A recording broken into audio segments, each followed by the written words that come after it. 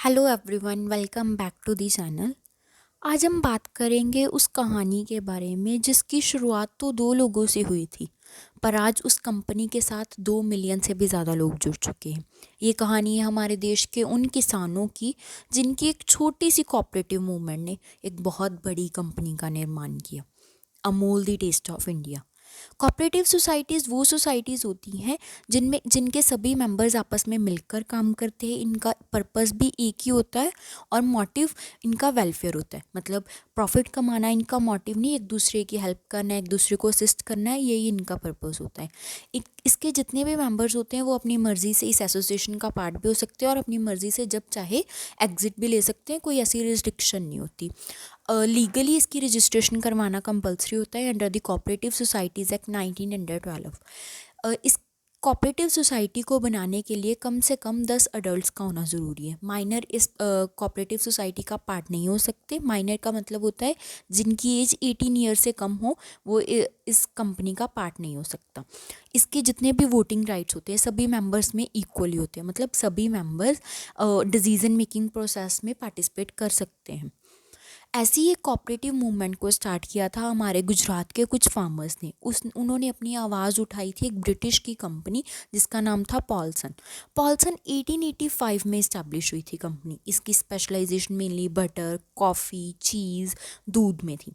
और ये company farmers के से दूध तो कलेक्ट कर लेती थी बट उसके बदले में रिटर्न में कुछ नहीं देती थी।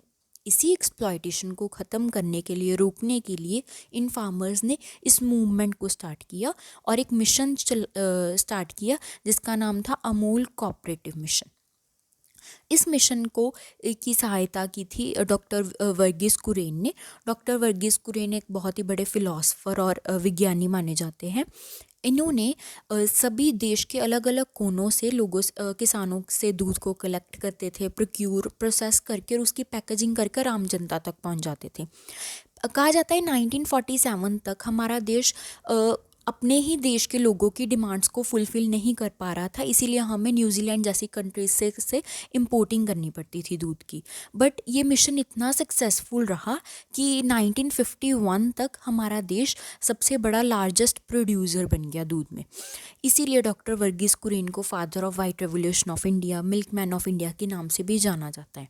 इन्हें बहुत सारे अवार्ड से भी नवाजा गया, जैसे Padma Vibhushan award, the world food prize award. और ऐसे ही डॉक्टर वर्गीस कुरियन और फार्मर्स ने मिलकर इस वेंचर को आगे बढ़ाया।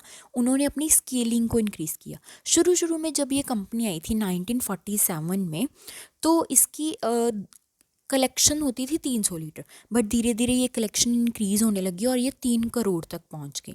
आज इसकी टर्नओवर 38,000 करोड़ से भी ज़्यादा है। इन्होंने अपने डिस्ट्रीब्यूशन चैनल पर काम किया, उन्हें इंक्रीज़ किया, एक्सपैंड किया, रिटेल काउंटर्स पर काम किया, तभी जो आम जनता तक उनका प्रोडक्ट्स पहुंच सके। आज अमूल के 10 कलेक्शन सेंटर 10,000 से भी ज़्यादा हैं और 2 मिलियन से भी ज़्यादा इसके साथ फार्मर्स जुड़े हुए हैं। हर एक कलेक्शन सेंटर की सबसे ख़ास बात यह है कि हर एक सेंटर पर एक इलेक्ट्रॉनिक टेस्टिंग मशीन अवेलेबल होती है। ये टेस्टिंग मशीन का काम होता है जब भी कोई फार्मर दूध को लेकर आए, उसकी फ़ैट क्वांटिटी, फ़ैट क्वालिटी, सब कुछ मेजर कर कर उसे उसी समय पर उसे प्रॉफिट दे दिया जाता है।